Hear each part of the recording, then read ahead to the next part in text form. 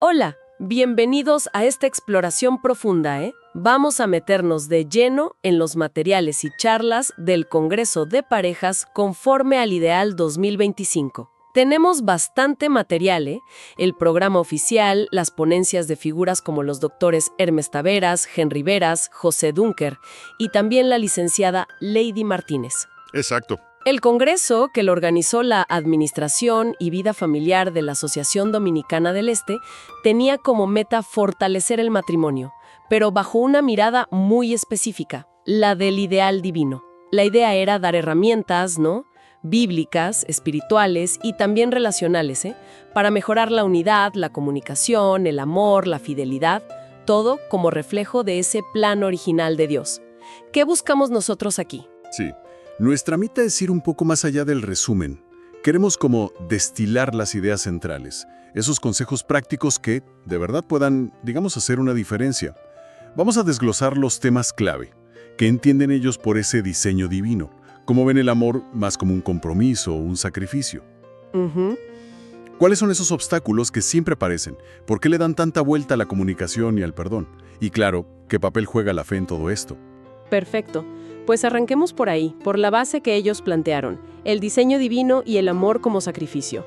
El mensaje que se repetía era que el matrimonio no es solo un acuerdo social, sino algo establecido por Dios, allá en el Edén, reafirmado por Jesús, pensado para toda la vida. Y como un espejo de algo mayor, Cristo y la Iglesia. Y el doctor Hermes Taveras profundizó bastante en esto, volviendo a Génesis. Fíjate que resaltó mucho una palabra, dejará. Dejará. Sí, dejará. No es solo, bueno, me voy de casa. Es un abandono activo de la vida anterior para crear una unidad nueva. Y dijo algo interesante, que la fuerza de esa nueva unión se mide justo por lo que se deja atrás. Y lo de serán una sola carne. Tampoco lo vio solo como algo físico. Habló de una fusión de identidades tan real que, según él, se reconoce así en el cielo. ¡Wow! Por eso, la infidelidad, desde esa perspectiva, no es solo una traición a la persona, sino que rompe esa identidad única y, digamos, las promesas divinas que van con ella. Y él describió esa unión como algo tridimensional, ¿cierto? Una conexión triple. Sí, exacto. Y esto me pareció bien importante para captar su visión. Primero, la unión física. El acto en sí mismo crea una identidad única ante Dios. Usó 1 Corintios 6 para decir que esta unión es tan seria que afecta cómo somos vistos espiritualmente. Segundo, la unión espiritual. Los espíritus se conectan a través del Espíritu Santo. Citó Malaquías 2, lo de la mujer del pacto, sugiriendo que si no hay comunión espiritual en la pareja, hay una contradicción de base. Entiendo. Y la tercera era la emocional. Recuerdo que puso un ejemplo de Génesis 34, la historia de Dina, que fue un poco inesperado. Sí, fue llamativo. Señaló que el verbo hebreo para unirse en el matrimonio, davak, aparece en esa historia después del acto forzado, para describir cómo Siquem se enamora de Dina. La lectura que le dio es que la unión emocional no es un agregado, sino parte esencial de ese ser una sola carne. Y lo interesante fue cómo conectó esta triple unión, física, espiritual, emocional, con el concepto hebreo de ejad. Ejad. Explícanos un poquito más eso porque suena clave, pero quizá no todos lo ubican. Claro, ijad es la palabra que se usa para describir la unidad de Dios en la Biblia hebrea. No es una unidad simple, sino una unidad compuesta, compleja. Entonces Taveras argumentó que un matrimonio que está unido en estas tres dimensiones refleja esa naturaleza compleja y unida de Dios. Y por lo tanto, un matrimonio desunido proyecta una imagen, pues, distorsionada. Y aquí viene una idea fuerte. El amor verdadero, como el de Dios al crear, implica limitar la propia libertad por el bien del otro. La victoria en los problemas matrimoniales, decía él, muchas veces viene por la debilidad, por el sacrificio, no por imponer poder. Es un reflejo del modelo de Cristo. Un ideal altísimo, sin duda. Pero claro, la realidad. La realidad suele traer obstáculos comunes. Taveras habló de las zorras pequeñas de Cantares. Me gustó esa imagen. Sí, es muy visual, ¿verdad? Son esos problemitas que parecen chicos, un malentendido por aquí, un hábito molesto por allá, una crítica que se repite, pero que, como esas zorritas, pueden arruinar la relación justo cuando está por florecer o madurar. impidiendo que pase a otro nivel. También mencionó la dureza de corazón, eso que dijo Jesús en Mateo 19, esa resistencia a ablandarse, a perdonar, un obstáculo interno fuerte. Y aquí es donde entró el doctor José Dunkers con una perspectiva más psicológica quizás. Habló de patrones destructivos, ¿no? Los llamó juegos matrimoniales. Exacto. Dunker identificó varios de estos juegos, que son como patrones de conducta que, ojo, a menudo aprendemos en nuestra familia de origen y los repetimos sin darnos ni cuenta. Más que listar todos los nombres que les puso, pensemos en las dinámicas. Por ejemplo, esa pareja donde uno es súper controlador y el otro, bueno, no sabe poner límites para nada. O el típico donde uno culpa y el otro se defiende, y así se la pasan, en un ciclo de acusaciones que no termina. Claro, la queja constante. Otro patrón es la lucha por el poder. Imagínate dos líderes fuertes compitiendo por quién manda en la casa. O el otro extremo, el divorcio emocional. Parejas que le huyen al conflicto como a la peste, pero terminan viviendo como compañeros de piso, distanciados. La idea central de Dunker es: hay que reconocer estos bailes negativos en los que a veces nos metemos sin querer. Y no solo son obstáculos emocionales o de conducta, porque la Lic Lady Martínez puso el dedo en la llaga con los problemas financieros, sobre todo en relación con la familia extendida. Importantísimo ese punto. El dinero toca fibras muy sensibles. Martínez señaló trampas súper comunes: hacer negocios con parientes sin un contrato claro, todo de palabra. Ajá. Después arreglamos. Exacto. O dar ayudas económicas a la familia de uno sin que la pareja esté de acuerdo o sin tener claro hasta cuándo, cuánto. Imagínate los líos que eso arma. O recibir familiares a vivir en casa sin pensar en el presupuesto, sin poner reglas claras de convivencia, de tiempo. Y esas salidas en grupo con la familia donde nadie sabe quién paga qué y se generan tensiones o abusos. No son cosas menores, pueden ser tan destructivas como los patrones de Dunker. Totalmente de acuerdo. Entonces, frente a estas zorras pequeñas, estos patrones, estas presiones externas, ¿cuál es la salida que proponían? Supongo que aquí entra fuerte la comunicación, la desnudez emocional y la confianza. Fundamental. Volviendo a Taveras y su análisis de Cantares, él notó algo curioso, que la figura femenina habla mucho más en el libro. Calculó como un 65% de las palabras. Sugirió que esta podría indicar, una necesidad particular de la mujer de expresarse verbalmente en la relación. Y diferenció dos tipos de elogio, ambos necesarios pero valorados distinto. A ver. La reafirmación, que es el elogio privado, íntimo, el «eres increíble, qué bien haces esto», y que, según estudios que citó, suele tener más impacto en el hombre. Y el reconocimiento, que es el elogio público, el «qué orgullosa estoy de mi esposo», «miren qué esposa tan maravillosa tengo», y este suele ser más significativo para la mujer. Interesante, ¿no? Sí, es una distinción útil. Y también habló de diferenciación y desnudez. ¿Qué querían decir esos conceptos en este contexto? La diferenciación es hacer sentir al otro único, especial. Ese apartado entre 10.000 que dice Cantares. No que es uno más del montón. Y la desnudez. Esto es potente. Va mucho más allá de lo físico. Es la desnudez emocional. Poder mostrarte tal cual eres, con tus miedos, tus fallas, con total confianza de que el otro no te va a juzgar ni a criticar. Implica muchísima confianza. Total. Taveras decía que esta desnudez se pierde en cuanto entra la malicia, la evaluación. Requiere una aceptación incondicional, un poco como la que se espera de Dios. Claro. Y eso choca de frente con el juego de acusaciones y recusaciones de Dunker, donde la comunicación es precisamente para atacar. Exactamente. Son polos opuestos. Por eso Dunker insistía tanto en aprender a escuchar activamente. Dijo algo que me quedó resonando. Muchas veces uno ya intuye lo que el otro necesita o piensa, pero no nos detenemos a escucharlo de verdad. Estamos más ocupados preparando la respuesta. Eso mismo. O la defensa. Tiene sentido. Y si la comunicación y la confianza son vitales, la expresión de esa cercanía, la intimidad y el compromiso también lo es. Taveras usó imágenes muy poéticas de Cantares para describirla. Sí, usó unas descripciones muy lindas. Primero, la intimidad ideal como agradable, conectada a los sentidos, a los perfumes, al placer sensorial del libro. Luego, como reconstituyente. Y aquí usó el verbo apacentar, como el pastor que cuida y alimenta a la oveja. La idea es que la intimidad debe ser un intercambio donde ambos dan y reciben, donde ambos se nutren mutuamente. No algo egoísta o solo un desahogo. Exacto, no algo donde uno queda vacío. Me gustó mucho esa idea de apacentar, de cuidarse mutuamente hasta en ese espacio. A mí también. Y añadió una tercera cualidad. Intensa. Capaz de llevar al cielo, dijo él, haciendo una conexión audaz entre Cantares y el arrebatamiento de Elías en Segunda Reyes. Sugería que puede ser una experiencia trascendente, memorable, que eleva el espíritu. Vaya. Y Dunker complementó esto desde un ángulo quizás más terrenal, ¿no? Sí, Dunker fue muy directo, como suele ser. Afirmó que el sexo es un placer ordenado por Dios y diseñado para el disfrute mutuo. Hizo hincapié en eso. Mencionó detalles de la anatomía humana como evidencia de ese diseño divino para el placer compartido, pero fue muy enfático. Debe ser consentido y cultivado con romance, con cariño, no una imposición.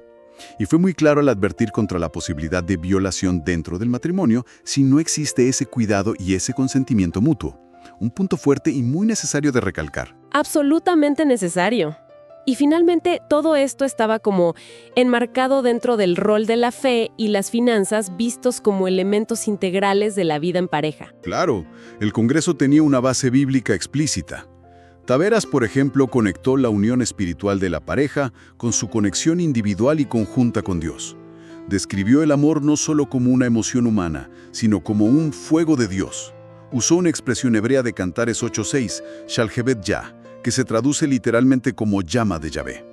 La idea es que es algo divino, que el Espíritu Santo puede encender o incluso reavivar. Citó Romanos 5:5. O sea que había un mensaje de esperanza.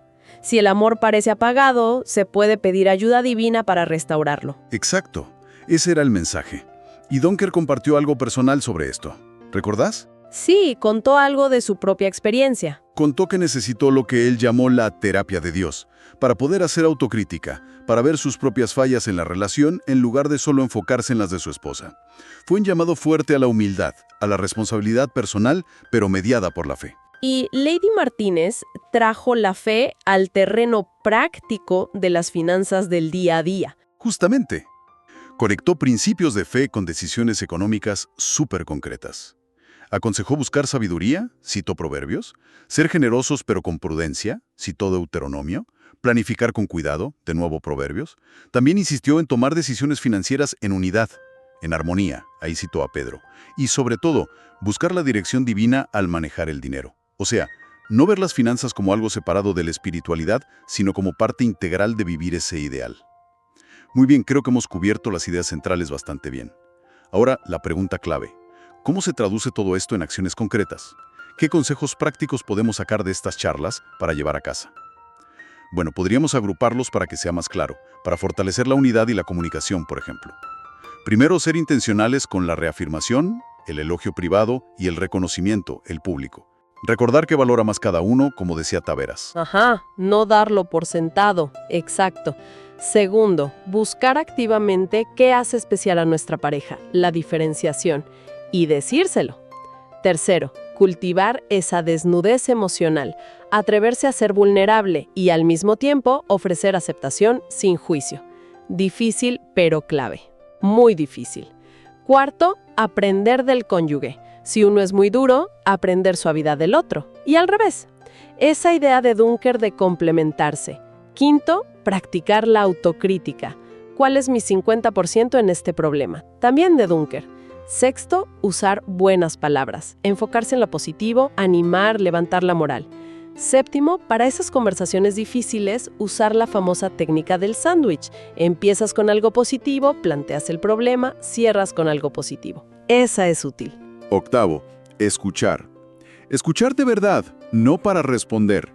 Y noveno, tomar las decisiones importantes, sobre todo las financieras, siempre juntos. Esto lo recalcó Martínez. Ok, eso para la comunicación interna. ¿Y qué hay de los límites con la familia extendida? Que Martínez señalaba como una fuente común de conflicto. Ahí los consejos fueron súper prácticos, casi como una lista de qué hacer y qué no hacer. Si hay negocios familiares, contratos claros, por escrito, legales. Nada de somos familia, no hace falta. Ayudas económicas a los parientes, la pareja tiene que estar de acuerdo en montos, frecuencia, condiciones. O hay transparencia total, o si es secreto, que sea un secreto acordado por ambos. Eso evita muchísimos problemas. Totalmente. Familiares viviendo en casa. Primero, evaluar el impacto en el presupuesto. Segundo, poner un límite de tiempo claro desde el inicio. Tercero, reglas de convivencia bien definidas. Horarios, visitas, si van a aportar económicamente. Y cuarto, una cláusula de salida clara si no se cumplen las normas o si la convivencia afecta la armonía familiar. Aquí resuena fuerte el «dejará» de Taveras. Poner límites claros desde el principio, exacto. Y por último, salidas en grupo con la familia. Definir cómo se paga antes de salir. Lo ideal, decía Martínez, es que cada núcleo familiar pague lo suyo. Y aprender a decir no puedo si el plan se sale del presupuesto sin sentirse presionado por el grupo. Consejos muy aterrizados. Y sobre administrar las finanzas en general como pareja, Martínez insistió mucho en... Primero, honestidad financiera total. 0 deudas ocultas, 0 gastos secretos. Martínez insistió mucho en...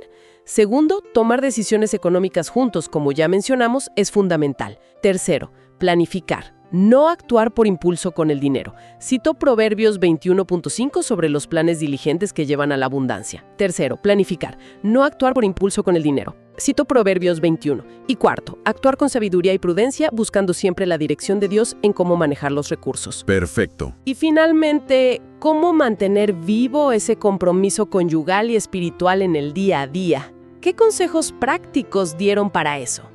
Aquí volvemos un poco a la base, a lo más profundo. Primero, recordar constantemente que el matrimonio, para ellos, es un testimonio de la unidad de Dios al mundo y al universo, idea de Taveras. Aquí volvemos un poco a la base, a lo más profundo. Segundo, entender el amor no solo como sentimiento, sino como un don divino que se le puede pedir a Dios que reavive si se siente débil. Taveras. Verlo como algo que se puede cultivar con ayuda divina. Exacto. Tercero, ver la intimidad como apacentar, como un acto de cuidado y entrega mutua, no solo de placer personal. Taveras. Cuarto, estar dispuestos al sacrificio, a ceder poder, a limitar la propia libertad, por el bien del otro y de la relación, siguiendo el modelo de Cristo. Taveras. Quinto, creer que realmente se puede cambiar, que los patrones negativos, incluso los que traemos desde niños, se pueden desaprender y transformar. Dunker. Eso da esperanza. Y sexto, algo muy práctico de Dunker: dedicar tiempo de calidad exclusivo para la pareja. Sin hijos, sin teléfonos, sin distracciones. Para conectar y evitar caer en ese divorcio emocional del que hablaba. Es bastante material para procesar, ¿eh? Queda muy claro que construir ese matrimonio conforme al ideal que proponía el Congreso es un trabajo activo, constante, muy consciente. Implica mirarse a uno mismo, esa autocrítica que decía Dunker. Implica comunicarse con amor, con respeto, poner límites sanos, manejar bien los recursos y, fundamentalmente para los ponentes, apoyarse mucho en la guía divina. Exacto. Y quizá la invitación ahora, para quienes nos escuchan, es a una reflexión. Primero personal, y luego, si se puede, en pareja. Preguntarse cosas como: ¿reconocemos alguno de esos juegos matrimoniales de Dunker en nuestra dinámica? ¿Estamos practicando esa desnudez emocional de la que hablaba Taveras? ¿O hay zonas que escondemos por miedo al juicio? ¿Cómo andamos con la reafirmación en privado y el reconocimiento en público? Claro. ¿Nuestros límites con la familia extendida y con el dinero son claros? ¿Están acordados por los dos, como sugería Martínez?